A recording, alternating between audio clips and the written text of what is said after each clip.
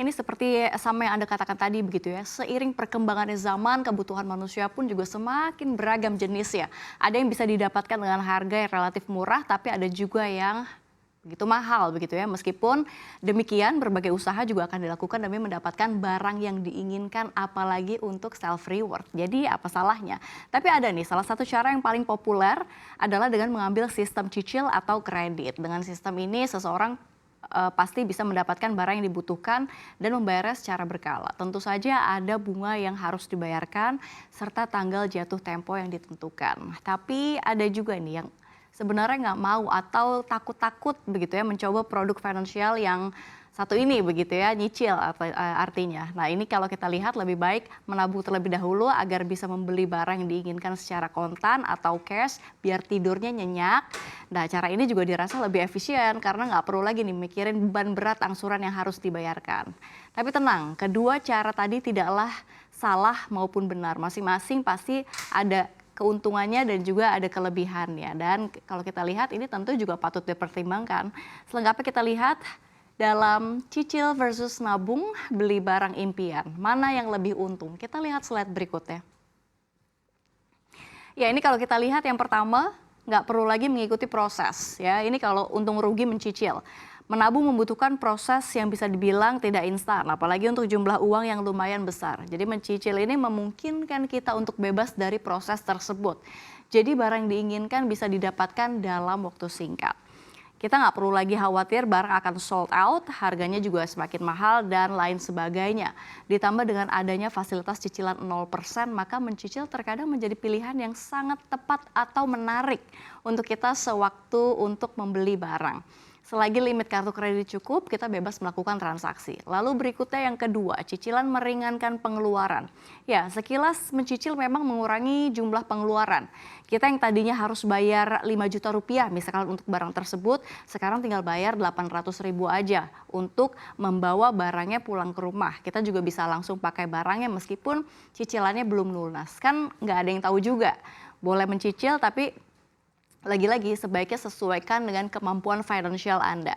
Lalu fasilitas cicilan 0% juga berlaku untuk jangka waktu pembayaran tertentu saja. Sebisa mungkin hindari jangka waktu yang terlalu lama agar kita bisa mencicil barang lain di lain waktu.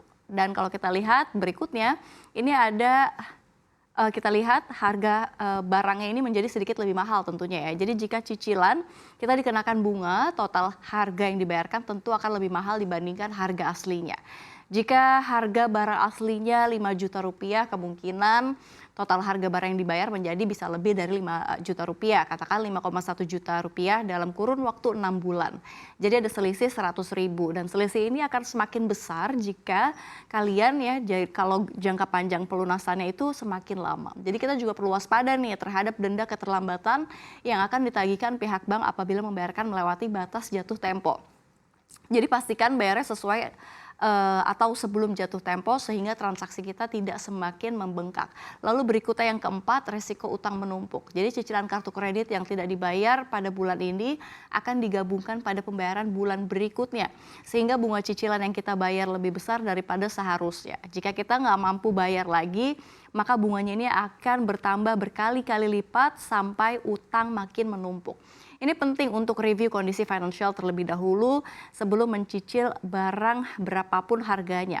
Jangan sampai cicilan lebih dari 30% dari total pemasukan setiap bulan agar pembayaran lancar. Dan status kredit juga kita masih terjaga dengan baik, jadi peluang untuk melakukan pinjaman di kemudian hari juga masih tinggi. Lalu berikutnya yang kelima, ini memicu perilaku konsumtif. Ya, semakin mudahnya akses membeli barang secara kredit, patutnya disikapi dengan lebih bijak dan hati-hati. Ini karena kemudahan yang ditawarkan justru memicu munculnya perilaku boros dan konsumtif yang sesungguhnya merugikan.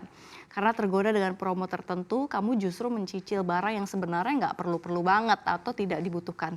Jadi jika perlu perilaku tersebut dibiarkan, ke depannya tentu ada banyak kesulitan yang menghadapi. Meskipun mampu membayar, tapi mencicil barang yang tidak memiliki value juga merugikan karena sama halnya dengan membuang-buang uang. Lebih baik jika ada sisa dana yang tidak digunakan dan ini dialokasikan untuk menabung lebih baik ya. Ya kalau tadi kita lihat ya, tadi sudah dijabarkan untuk rugi Untung rugi menyicil barang. Sekarang bagaimana untung ruginya kalau kita pakai cara menabung dulu? Kita lihat slide berikutnya. Ya, ya untung rugi nabung dulu nih ya sebelum membeli barang. Yang pertama kita tahu batasan ya. Berhubung karena menabung butuh waktu, kita jadi lebih tahu batasan membeli sesuatu. Mana yang sebenarnya menjadi kebutuhan, mana keinginan, jadi belinya tidak didorong oleh nafsu semata. Jadi dengan batasan ini kondisi keuangan menjadi terkontrol, uang yang dimiliki tidak habis untuk membeli satu barang cuman karena menginginkannya, tapi kita bisa gunakan untuk membeli beberapa barang sekaligus guna memenuhi kebutuhan. Lalu berikut yang kedua, harga barang yang dibeli bisa lebih murah. Ya, betul sekali. Harga yang kita bayar saat melakukan pembelian tunai lebih murah. Selain karena transaksinya bebas bunga, kita juga berpotensi mendapatkan reward berupa cashback atau potongan tunai begitu ya kalau membeli mencapai minimum tertentu. Tugas kita adalah mencari toko yang memberikan keuntungan di atas untuk meminimalisir pengeluaran. Alhasil, ini uangnya juga bisa digunakan untuk membeli barang lain yang dibutuhkan. Lalu yang ketiga kita lihat lebih menghargai barang. Jadi ketika kita sudah susah payah begitu ya mendapatkan suatu barang, kita pasti akan lebih menghargainya. Barang tersebut akan dirawat sebaik mungkin agar tidak rusak setelah beberapa bulan pemakaian. Jadi kita tidak perlu mengeluarkan biaya tambahan untuk memperbaikinya lagi. Hal ini akan berdampak pada pembelian kita selanjutnya dan juga selain itu akan ada pelajaran tersendiri ya dalam proses menabung yang kita lalui, ini penantian tak akan mengecewakan. Lalu berikut ya, ini ada yang keempat, hasrat belanja terkendali. Jadi menabung membuat kita ini semakin bisa mengontrol hasrat untuk berbelanja, terutama untuk barang mahal dan kurang penting. Sebab untuk mendapatkan suatu barang, kita harus melewati proses menghemat yang kurang menyenangkan. Kita memilih untuk bijak menggunakan uang daripada proses tersebut harus terulang kembali. Apalagi seiring berjalannya waktu, kebutuhan semakin meningkat. Jadi tidak baik kalau kita terlalu sering terbawa nafsu belanja yang menyebabkan pemborosan. Lalu berikutnya yang kelima, ini membutuhkan, kita lihat lebih paham prioritas. Jadi saat memilih untuk menabung, kamu jadi tahu kebutuhan mana yang harus diprioritaskan. Mana barang yang benar-benar dibutuhkan, mana yang tidak. Dengan begitu akan lebih mudah mengelola keuangan sehingga tak sampai kekurangan. Dan kita kelemahan menabung ya, ini kalau kita lihat tentu membutuhkan waktu yang lama. Nah, salah satu kelemahan dari menabung lebih dulu sebelum membeli barang adalah memerlukan waktu yang relatif lebih lama. Apalagi jika barang yang diinginkan harganya terbilang tinggi, tentu ada banyak uang yang harus dikumpulkan terlebih dahulu.